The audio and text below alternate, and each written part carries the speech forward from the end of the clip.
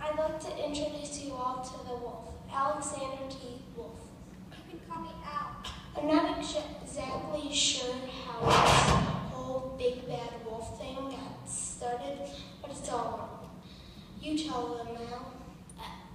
Maybe it's because of our diet. Hey, it's not my fault wolves eat cute little animals like bunnies and sheep and pigs. That's just the way we are. If cheeseburgers were cute, people would really think you were big and bad too.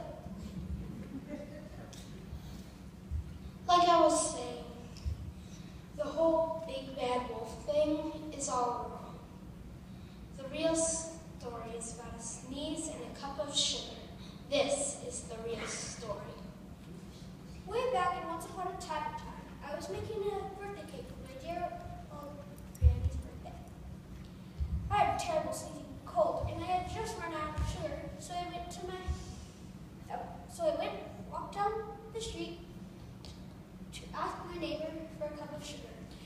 Now this neighbor was a pig, And that's a Papa because and he wasn't too bright either. He had to build his whole house out of straw. Can you believe it? I mean, who in his right mind would build a house out of straw? So, of course, the minute I knocked on his straw door, it fell right in. I didn't just want to walk into someone else's house, so I called, little pig, are you in?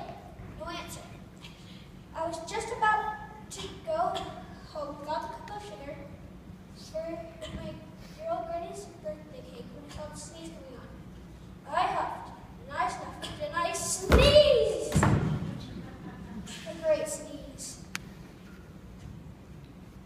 And you know what? That's the house fell right down. He built right down and right in the middle of the power stop was my little brother. There doesn't know now. He's been home the whole time. This is my cowboy voice now, if you're wondering. Now, it seemed like a shame to leave a perfectly good ham for dinner just like that. So, I did the only thing I could. I ate it up.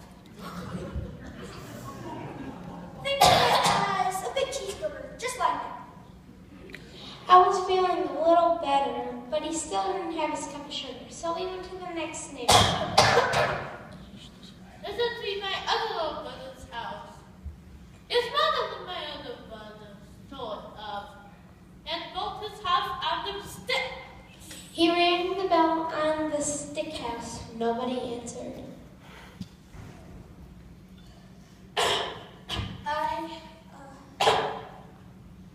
I called, Mr. Pig, are you in? And he said, go away, Wolf. You can't come in. I'm shaking hairs on my chinny chin. I had just grabbed the doorknob when I felt another sneeze coming on.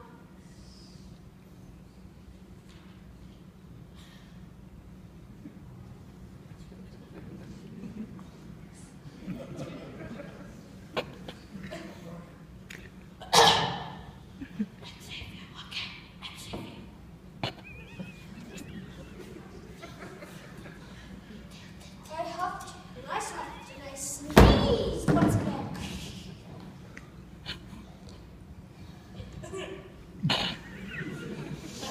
And you know what?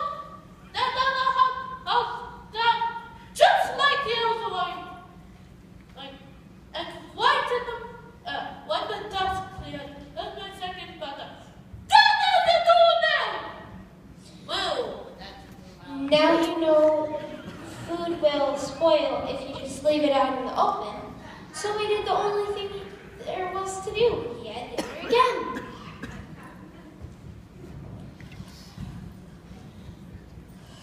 Think of it as going for seconds.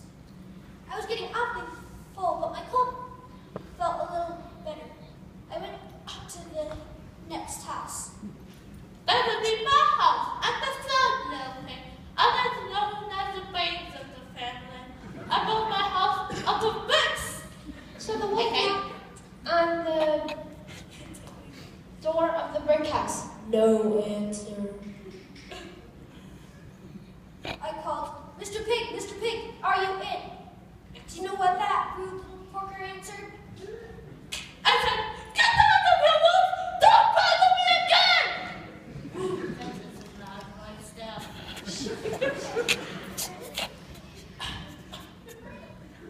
Talk about impolite. Probably had a whole sack full of sugar, and you wouldn't even give me one cup for my dear old lady to eat the cake. What a pig! I was just about to go home when I felt another sneeze coming on. He huffed and he snuffed and he sneezed once again. And then the third little pig yelled, And you won't get any cake out! Sit down the pig! Now, I'm usually a pretty calm fellow, but when someone talks about my granny like that, I go a little crazy. So, of course, when the cops drove up, I was trying to break down his door.